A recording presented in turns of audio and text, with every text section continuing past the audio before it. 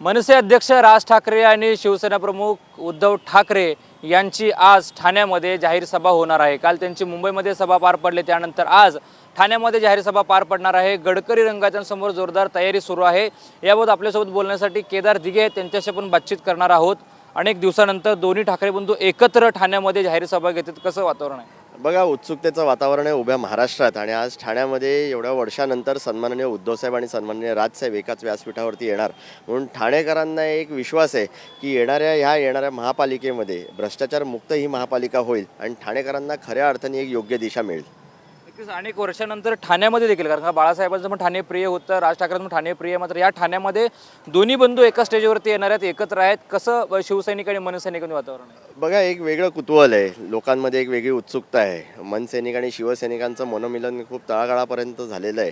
चांगल्या पद्धतीचा प्रचार प्रसार हे प्रत्येक प्रभागामध्ये चाललेला आहे आणि प्रत्येकाला अपेक्षा हीच आहे की आपले दोन्ही नेते एक चांगलं मार्गदर्शन करून एक चांगली पुढची वाटचाल आम्हाला दाखवून देतील आणि ज्या पद्धतीचा मराठी माणसाची गळचेपी करण्याचा प्रयत्न या आत्ताच्या सरकारने केलेला आहे, ज्या पद्धतीचं महाराष्ट्र लुटण्याचं काम ह्या लोकांनी केलं आहे, प्रत्येक महानगरपालिकेमधनं डिपॉझिट्स तोडण्याचं काम ह्यांनी केलेलं आहे, त्याच्यामधनं कुठेतरी मुक्तता हवी असेल आणि येणाऱ्या पुढच्या पिढीला जर का चांगलं भवितव्य दाखवायचं असेल तर ठाकरेंशिवाय दुसरा पर्याय नाही। नक्कीच ठाण्यामध्ये जर पाहायला गेलं तर अनेक जे आहेत ते माजी नगरसेवक शिंदेच्या शिवसेनेकडे गेलेले आहेत, मोठी पोकळी निर्माण झालेली आहे। आता प्रचार अंतिम टप्प्यात आलेला आहे। काय स्थिती आहे आता ठाकरेंच्या शिवसेनेमध्ये, मनसेमध्ये, युतीमध्ये, ठाण्यामध्ये?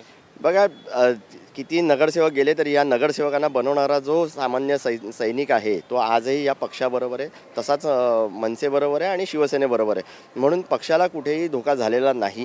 तळागाळातील सैनिक हा एकवटून लोकांमध्ये देखील जी दुःखद गोष्ट आहे की या ठाणे महानगरपालिका जी विकसित महापालिका म्हणायचे, जे हरित महापालिका म्हणायचे, ती आता भ्रष्टाचारामध्ये नंबर 1 झालेली आहे आणि त्याच्यामधनं लोकांचा पैसा लुबाडला कसा जाईल असंच फक्त लक्ष या नगरसेवकांचं आणि इतर जणांना प्रस्थापितांचं होतं। त्याला कुठेतरी खो घालण्याचं काम आणि या महानगरपालिकेवरती जो अंकुश हवा तो अंकुश नक्कीच ठाकरे या नावाने होईल आणि आमचे सर्व उमेदवारांना भरभरून यश मिळेल, याच्यावरती तीळ मात्र शंका नाही। नक्कीच आता एकनाथ शिंदे आणि गणेश नाईक वाद पुन्हा एकदा चव्हाट्यावरती आलेला आहे। संजय राऊत देखील आज म्हणालेले आहेत की भ्रष्टाचाराविरोधात गणेश नाईकांनी आणखी मोठा लढा द्यावा, असं संजय राऊत म्हणाले। नक्कीच द्यायला पाहिजे आणि तुम्ही बघितलं असेल की नाईक साहेबांनी कशा स्पष्ट वक्तेने त्यांनी सगळा विषय मांडला महानगरपालिकेचा।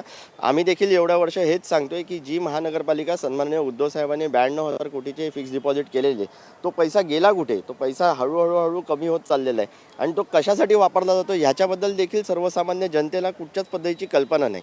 म्हणून ह्या सगळ्या गोष्टी ज्या भ्रष्टाचाराच्या बाबतीतल्या चाललेल्या आहेत, ठाणे महानगरपालिकेमध्ये खास करून एखादा वरिष्ठ अधिकारी पैसे घेताना जर का राजरोसपणे पकडला जातो, याचा अर्थ असा आहे की कुठेतरी वरदहस्त कोणाचा तरी असल्याशिवाय होऊ शकत नाही आणि म्हणून या सगळ्या गोष्टीच्या विरोधात सगळेजण एकवटलेले आहेत। ठाणेकर जनता नक्कीच त्यांच्या मनामधला राग ह्या येणाऱ्या निवडणुकीत व्यक्त करेल। काल देखील खासदार बाळामामा म्हात्रे भिवंडी खारेगावमध्ये आलेले, त्यावेळी शिंदे सेनेचे जे नगरसेवक आहेत, माजी नगरसेवक उमेश पाटील यांनी त्यांना असलेली चाळे केले, असलेली शिवीगाळ केली, असलेले इशारे केले, खासदार स्वतः असताना अभिजित पवार यांच्या प्रचारासाठी।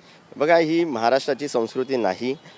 गेल्या अनेक 3-3.5 वर्षापासून आपण बघितलं असेल की जो स्तर होता राजकारणाचा, समाजकारणाचा, तो एकदम खालच्या स्तरावरती गेलेला आहे आणि सत्तेसाठी म्हणून आम्ही कुठच्याही स्तरावरती जाऊ अशी ही आत्ता असलेल्या राजकारण्यांचा किंवा आत्ता सत्तेत बसलेल्या लोकांचं राजकारण चाललेलं आहे। नुसतं कालचा इन्सिडेंट नव्हे तर आपण माजी महापौरांचं देखील वक्तव्य ऐकलं असेल, जे एखाद्या समाजाच्या विरोधात चाललेलं होतं आणि एखाद्या महिलेकडनं अशी अपेक्षा नाही की अशा पद्धतीच्या वल्गना करणं, त्या बाबतीत चौकशी देखील त्यांनी सांगितलेली आहे। म्हणून त्या लोकांना काय करायचं ते करून द्या, पण आम्ही आमच्या विषयावरती खूप ठाम आहोत। आम्हाला लोकांना न्याय द्यायचा आहे, लोकांना हक्क द्यायचा आहे, त्यांचे मूलभूत प्रश्न सोडवायचे आहेत आणि त्या पद्धतीने आमची वाटचाल चाललेली आहे। नक्कीच ठाण्याच्या महापौरबद्दल काय सांगाल, कशा प्रकारे सत्ता येईल किंवा काय वाटतं तुम्हाला? तर मला असं वाटतं वंदनीय दिघे साहेबांच्या शैलीत तयार झालेला कोणताही व्यक्ती हे अशा पद्धतीच्या वल्गना करणार नाहीत। त्या महिला आहेत म्हणून त्यांच्या बाबतीत जास्ती बोलणं मला योग्य वाटत नाही, पण त्या पद्धतीने कोणीही बोलणं आणि एवढ्या खालच्या स्तरावरती बोलणं हे पटण्यासारखी गोष्ट नाही।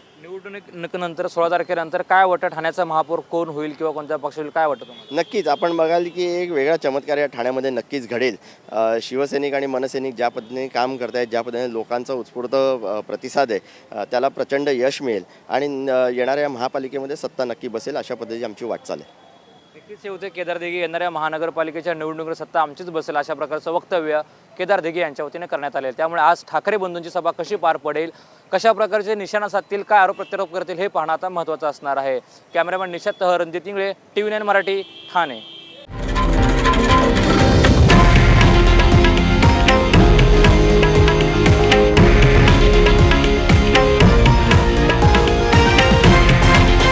हे आहे देशातील नंबर 1 न्यूज नेटवर्क आणि आपण पाहत आहात TV9 मराठी, एकमेव.